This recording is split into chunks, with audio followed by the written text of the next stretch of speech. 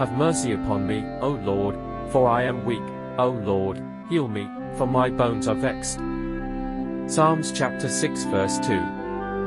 In this verse, David continues his plea for mercy, but this time, he explicitly acknowledges his physical and emotional weakness. His words are filled with vulnerability, as he recognizes the frailty of his body and spirit.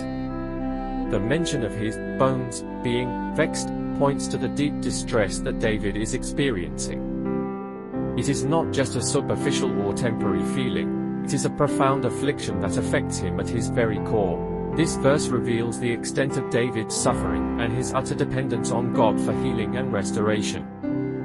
Have mercy upon me, O Lord, for I am weak. David opens his plea by once again calling on the Lord for mercy. This time, his reason for asking is his weakness. He acknowledges that he is in a state of utter vulnerability, unable to help himself. The phrase, "I am weak," speaks not only to David's physical frailty but also to his emotional and spiritual weariness. David is overwhelmed by his circumstances and is seeking God's grace to sustain him. This shows a deep sense of humility, as he recognizes his inability to stand on his own and looks to God as his only source of strength. O Lord, heal me, for my bones are vexed.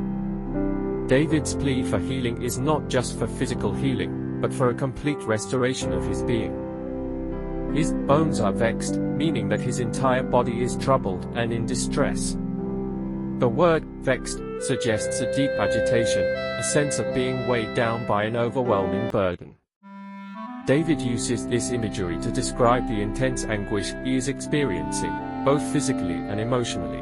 He does not ask for mere relief, but for God's healing touch to restore him fully.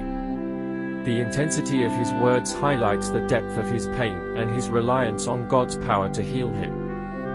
Conclusion. Psalm 6 verse 2 is a heartfelt cry from David in a moment of weakness and despair.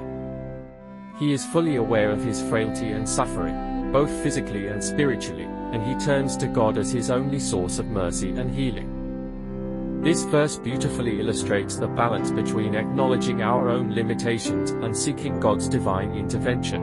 As believers, we can identify with David's cry, understanding that we, too, need God's mercy and healing in times of weakness.